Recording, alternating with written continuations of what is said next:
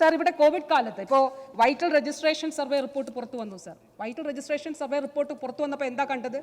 നമ്മൾ കണ്ടത് ഇന്ത്യയിൽ ഏറ്റവും മികച്ച നിലയിൽ മരണനിരക്ക്, കോവിഡ് മരണനിരക്ക് റിപ്പോർട്ട് ചെയ്ത സംസ്ഥാനം കേരളമാണ് എന്നുള്ളതാണ് സാർ. സാർ നമ്മൾ കണ്ടു, WHO ലോകാരോഗ്യ സംഘടന പറഞ്ഞു ഇന്ത്യയിൽ 45 ലക്ഷം മരണങ്ങൾ കോവിഡ് കാലത്ത് ഉണ്ടായി എന്നുള്ളതാണ്. പക്ഷേ ഇന്ത്യയിലെ ഔദ്യോഗികമായിട്ടുള്ള കണക്ക് എത്രയാണ് സാർ? പക്ഷേ കേരളത്തെ സംബന്ധിച്ചിടത്തോളം പ്ലസ് ഓർ മൈനസ് വളരെ .something അല്ലെങ്കിൽ ആ നിലയിൽ മാത്രമാണ്. അത് ശാസ്ത്രീയമായി തന്നെ അംഗീകരിക്കപ്പെട്ടതാണ് സാർ. അപ്പോൾ അതിലെന്താണ്? കേരളത്തിൻ്റെ ഭരണപക്ഷത്തിന്, ബഹുമാനപ്പെട്ട മുഖ്യമന്ത്രിയുടെ നേതൃത്വത്തിലുള്ള സർക്കാരിന് തന്നെ, അതോടൊപ്പം തന്നെ സാർ കേരളത്തിലെ ആരോഗ്യ പ്രവർത്തകർ, അതോടൊപ്പം തന്നെ പൊതുസമൂഹം എല്ലാവരും ഇതിൽ പങ്കാളികളാണ് സാർ. അതോടൊപ്പം നിപ്പ സാർ, നിപ്പ പ്രതിരോധത്തിൽ ഇപ്പോൾ ആഗോളതലത്തിൽ 70% മുകളിൽ മരണനിരക്കുള്ള ഒരു രോഗത്തെ 33% മരണനിരക്ക് പിടിച്ചുകെട്ടാൻ കേരളത്തിന് സാധിച്ചു. ഞാൻ പറയുന്നത് ശരിയല്ലേ? നിങ്ങൾക്ക് അത് ഖണ്ഡിക്കണമെങ്കിൽ ഖണ്ഡിക്കാം, വസ്തുതാപരമായിട്ട് ഖണ്ഡിക്കാം. 2023 കോഴിക്കോട് ഔട്ട് ബ്രേക്ക് ഉണ്ടായപ്പോൾ നമ്മുടെ നിപ്പ രോഗികൾ അവരെ ജീവിതത്തിലേക്ക് തിരിച്ചു കൊണ്ടുവരുവാൻ കേരളത്തിന് കഴിഞ്ഞു. 33% മാത്രമാണ് സാർ അതിൽ മരണനിരക്ക്. മങ്കി പോക്സുമായിട്ട് ബന്ധപ്പെട്ട് സാർ ഇപ്പോഴും കഴിഞ്ഞ ദിവസം ഒരു മങ്കി പോക്സ് കേസ് ഉണ്ടായി. വിദേശത്ത് നിന്ന് വരുന്ന ആളുകളിൽ നിന്ന് മറ്റൊരു രണ്ടാമതൊരാളിലേക്ക് രോഗം പകരുന്നില്ല എന്നുള്ളത് ഉറപ്പാക്കാൻ ഈ കാലഘട്ടത്തിൽ കേരളത്തിന് കഴിഞ്ഞിട്ടുണ്ട് സാർ. അത് പൊതുജനാരോഗ്യ സംവിധാനത്തിൻ്റെ മികവായിട്ട് കാണണം സാർ. സിക്ക കൊതുകുജന്യ രോഗമാണ്. കൊതുകുജന്യ രോഗം സിക്ക റിപ്പോർട്ട് ചെയ്തപ്പോൾ സാർ ഗർഭിണികളായിട്ടുള്ള സ്ത്രീകളെ ഉൾപ്പെടെ വളരെ ഗുരുതരമായിട്ട് ഒരു പക്ഷേ ബാധിച്ചേക്കാവുന്നതാണ്. പക്ഷേ അതിനെ പിടിച്ചുകെട്ടുവാൻ, ഞാൻ ഈ കാലഘട്ടത്തിലെ കാര്യം മാത്രമാണ് പറയുന്നത് സാർ, അതിനെ പിടിച്ചുകെട്ടുവാൻ കേരളത്തിന് സാധിച്ചു എന്നുള്ളതാണ് സാർ. ചികിത്സാ മേഖലയിലും അതോടൊപ്പം തന്നെ മെഡിക്കൽ വിദ്യാഭ്യാസ മേഖലയിലും മറ്റ് പൊതുജനാരോഗ്യ പ്രവർത്തനങ്ങളിലും മികച്ച പ്രവർത്തനം കേരളത്തിൻ്റെ ആരോഗ്യരംഗം കാഴ്ചവെച്ച് തന്നെയാണ് സാർ മുന്നോട്ട് പോകുന്നത് സാർ. ചികിത്സാ രംഗത്തുണ്ടായ മാറ്റം, ഇവർ ഹൃദയ ശസ്ത്രക്രിയയ്ക്ക് ഉപകരണങ്ങളില്ല എന്ന് പറയുന്നു സാർ. ഉപകരണങ്ങൾ കൊടുത്തുകൊണ്ട് തന്നെയാണ് പോകുന്നത്. കേരളത്തിൽ സർക്കാർ മെഡിക്കൽ കോളേജുകളിൽ, എല്ലാ മെഡിക്കൽ കോളേജുകളിലും കാത്ത് ലാബുകൾ ഉണ്ടെങ്കിൽ സാർ, ആ കാത്ത് ലാബുകൾ സ്ഥാപിച്ചിട്ടുള്ളതെല്ലാം തന്നെ ഇടതുപക്ഷ ജനാധിപത്യ മുന്നണി സർക്കാരിൻ്റെ കാലഘട്ടത്തിൽ തന്നെയാണ് സാർ. ഈ 9 വർഷം മുൻപ് ജില്ലാ ആശുപത്രികളിൽ കാത്ത് ലാബ് ഉണ്ടായിരുന്നില്ല സാർ. പക്ഷേ ഈ 9 വർഷത്തിന് ഇപ്പോൾ നമ്മൾ സംസാരിക്കുമ്പോൾ 13 ജില്ലകളിൽ, ജില്ലാ ആശുപത്രികളിൽ കാത്ത് ലാബുകൾ ഉണ്ട്. എന്താണ് അതിൻ്റെ മാറ്റം? അതുകൂടി നമ്മൾ സംസാരിക്കണ്ടേ? ആ മാറ്റം സംസാരിക്കുമ്പോഴാണ് കേരളത്തിലെ പൊതുസമൂഹത്തിന് എങ്ങനെ ഗുണപരമായി ഈ മാറ്റം അനുഭവവേദ്യമായി എന്നുള്ളത് നമുക്ക് മനസ്സിലാക്കാനായിട്ട് സാധിക്കുകയുള്ളൂ സാർ. നേരത്തെ കാത്ത് ലാബുകൾ സ്ഥാപിക്കുന്നതിന് മുൻപ് ആശുപത്രികളിൽ എത്തി മരണപ്പെടുന്നവരുടെ എണ്ണം, കാർഡിയാക് അറസ്റ്റ് മൂലം മരണപ്പെടുന്നവരുടെ ശതമാനം 30% സാർ. പക്ഷേ ഇപ്പോൾ അത് 6% കുറയ്ക്കുവാൻ കേരളത്തിൽ കഴിഞ്ഞു സാർ. പണ്ട് പല സ്വകാര്യ ആശുപത്രികളുടെയും പരസ്യ ബോർഡുകൾ ഉണ്ടായിരുന്നു. 6 ലക്ഷം രൂപ, 5.5 ലക്ഷം രൂപയ്ക്ക് ആൻജിയോപ്ലാസ്റ്റി ചെയ്യുന്നു. ഇന്ന് ആ സ്ഥാനത്ത് സാർ അവർ പറയുകയാണ് 1.5 ലക്ഷം രൂപ, 2 ലക്ഷം രൂപയ്ക്ക് ആൻജിയോപ്ലാസ്റ്റി ചെയ്യുന്നു. എന്തുകൊണ്ടാണ് സാർ കേരളത്തിലെ കാത്ത് ലാബുകളിൽ സൗജന്യമായി കാസ്പിലൂടെ ആൻജിയോപ്ലാസ്റ്റി ഉൾപ്പെടെ, പ്രൈമറി ആൻജിയോപ്ലാസ്റ്റി ഉൾപ്പെടെ ചെയ്തു കൊടുക്കുന്ന ഒരു സംവിധാനം കേരളത്തിൽ ഇടതുപക്ഷ ജനാധിപത്യ മുന്നണി സർക്കാർ ഒരുക്കി എന്നുള്ളത് കൊണ്ടാണ് സാർ അത് സാധ്യമായിട്ട് ഉള്ളത്. അപ്പോൾ തീർച്ചയായിട്ടും ഈ ഇടപെടൽ കേരളത്തിൽ ഇടതുപക്ഷ ജനാധിപത്യ മുന്നണി സർക്കാരിൻ്റെ നയത്തിൻ്റെ അടിസ്ഥാനത്തിൽ ഉണ്ടായിട്ടുള്ളതാണ് എന്ന് നമുക്ക് കാണാനായിട്ട് സാധിക്കും സാർ.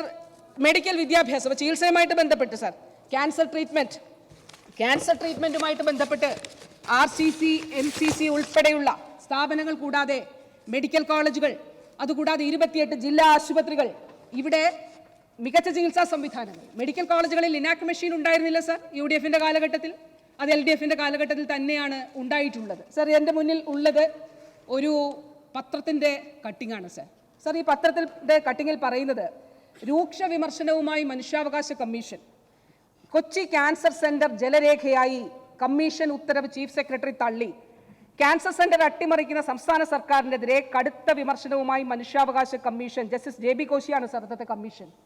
അപ്പോൾ ഒരു ജില്ലാ സഹകരണ ബാങ്ക് 450 കോടി രൂപ നൽകാം എന്ന് പറഞ്ഞിട്ടും അത് അംഗീകരിക്കാതെ കൊച്ചിയിൽ ക്യാൻസർ സെന്റർ വേണ്ട എന്ന നിലപാടെടുത്ത UDF സർക്കാരായിരുന്നു ഉണ്ടായിരുന്നതെങ്കിൽ സാർ LDF സർക്കാർ വന്നപ്പോൾ കിഫ്ബിയിലൂടെ പണം അനുവദിച്ചുകൊണ്ട് സാർ മധ്യ കേരളത്തിലെ ഏറ്റവും മികച്ച ക്യാൻസർ സെന്റർ കൊച്ചിയിൽ തയ്യാറായിരിക്കുകയാണ് സാർ. അതിൻ്റെ എക്യുപ്മെന്റ്സ് ഉൾപ്പെടെ വന്നുകൊണ്ടിരിക്കുകയാണ്. അതിൻ്റെ ഇൻസ്റ്റലേഷൻ പൂർത്തിയായി കഴിഞ്ഞാൽ അവിടെ നമുക്ക് പ്രവർത്തനം ആരംഭിക്കാനായിട്ട് കഴിയും സാർ. അങ്ങനെ സൂപ്പർ സ്പെഷ്യാലിറ്റി ചികിത്സകളിൽ ഓരോന്നിലും കേരളത്തിൽ ഉണ്ടായിട്ടുള്ള വിസ്മയകരമായിട്ടുള്ള മാറ്റമുണ്ട് സാർ. ഇവിടെ ബഹുമാനപ്പെട്ട അംഗങ്ങൾ ഓരോരുത്തരായി സംസാരിച്ചല്ലോ, അവർ പറഞ്ഞ കാര്യങ്ങളിലേക്ക് ഞാൻ പിന്നീട് വരാം സർ. സർ, റോബോട്ടിക് സർജറി ഉൾപ്പെടെയുള്ള കാര്യങ്ങൾ കേരളത്തിൽ ചികിത്സാ സംവിധാനത്തിൽ കൊണ്ടുവരാൻ കഴിഞ്ഞു.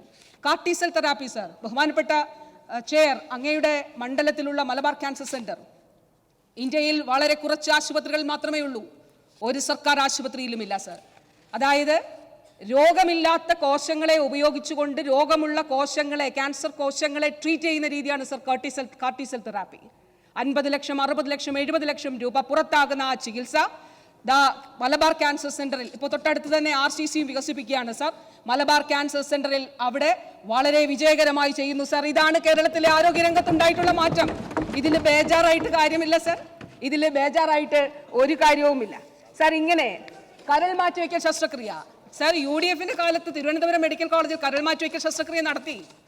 പക്ഷേ നിർഭാഗ്യവശാൽ ആ രോഗി മരണപ്പെടുന്ന സാഹചര്യമുണ്ടായി. ഇവിടെ ബഹുമാന്യനായിട്ടുള്ള റാന്നി അംഗം പറഞ്ഞു 40-45 ലക്ഷം അതിലും അപ്പുറം രൂപ ആവശ്യമായി വരുന്നു പുറത്ത്. ബഹുമാനപ്പെട്ട മുഖ്യമന്ത്രി ചോദിച്ചു എന്തുകൊണ്ട് സർക്കാർ സംവിധാനത്തിൽ ഇത് നമുക്ക് ചെയ്തുകൂടാ. അങ്ങനെ കേരളത്തിൽ സർ ആദ്യമായി 2022 ഫെബ്രുവരി മാസം 14-ാം തീയതി കോട്ടയം മെഡിക്കൽ കോളേജിൽ കരൾ മാറ്റിവെക്കൽ ശസ്ത്രക്രിയ സൗജന്യമായി ആരംഭിച്ചു സർ. തിരുവനന്തപുരം മെഡിക്കൽ കോളേജിൽ നടക്കുന്നു സർ. കോഴിക്കോട് ട്രാൻസ്പ്ലാന്റേഷൻ ഇൻസ്റ്റിറ്റ്യൂട്ട് അത് ഇപ്പോൾ ഉടനെ തന്നെ ആരംഭിക്കാനായിട്ട് പോവുകയാണ് സർ. ഞാൻ ഇതിന്റെ വിശദാംശങ്ങളിലേക്ക് വരാം സർ. സർ, ഇവിടെ പറഞ്ഞത് അമീബിക് മസ്തിഷ്ക ജ്വരം, അമീബിക് മസ്തിഷ്ക ജ്വരവുമായിട്ട് ബന്ധപ്പെട്ട് സർ വിവിധ ജലസ്രോതസ്സുകളിൽ കാണപ്പെടുന്ന അപൂർവമായി മനുഷ്യരിൽ, തീർച്ചയായിട്ടും അങ്ങനെ തന്നെയാണ് ആഗോള ലിറ്ററേച്ചർ സർ, അപൂർവമായി മനുഷ്യരിൽ രോഗബാധ ഉണ്ടാക്കുന്നതായിട്ടുള്ള ഒരു സൂക്ഷ്മാണുവാണ് സർ അമീബ. അത് എല്ലാ ജലസ്രോതസ്സുകളിലുമുണ്ട് സർ. കായലുകളും പുഴകളും നീരുറവകളും കുളങ്ങളും പൈപ്പ് വെള്ളവും എല്ലായിടത്തും അമീബയുടെ സാന്നിധ്യമുണ്ട് സർ.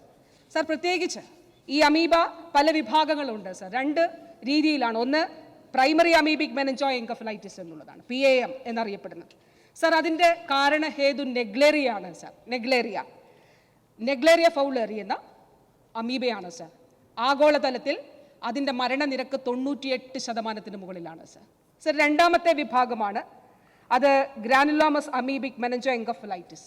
അതിന് പല അമീബകൾ കാരണമാണ് സർ. അക്കാൻഡ് അമീബ അതിന് കാരണമാണ്, ബാലമുത്തി അമീബ അതിന് കാരണമാണ്, സാപ്പിലിയ കാരണമാണ്. അങ്ങനെ വിവിധ അമീബകൾ അതിന് കാരണമാണ് സർ. സർ, ഇവിടെ പറഞ്ഞത് ശരിയാണ്. 2016-ലാണ് സർ ആദ്യത്തെ കേസ് റിപ്പോർട്ട് ചെയ്യുന്നത്. എന്തുകൊണ്ടാണ് റിപ്പോർട്ട് ചെയ്യുക എന്ന് പറയുമ്പോൾ ആ കേസ് കണ്ടെത്തുന്നത് 2016-ലാണ് എന്നുള്ളത് കൂടി നമ്മൾ കാണേണ്ടതായിട്ട് ഉണ്ട് സർ. അതിനുശേഷം ഓരോ വർഷങ്ങളിലായിട്ട് 1 കേസ് 2 കേസ് എന്നുള്ള നിലയിലൊക്കെ റിപ്പോർട്ട് ചെയ്യാനായിട്ട് തുടങ്ങി സർ. 2023 കോഴിക്കോട് നിപ്പ ഔട്ട്ബ്രേക്കിനെ തുടർന്ന് ആരോഗ്യവകുപ്പ് ഒരു കാര്യത്തിൽ കർശനമായിട്ടുള്ള നിലപാട് സ്വീകരിച്ചു സർ.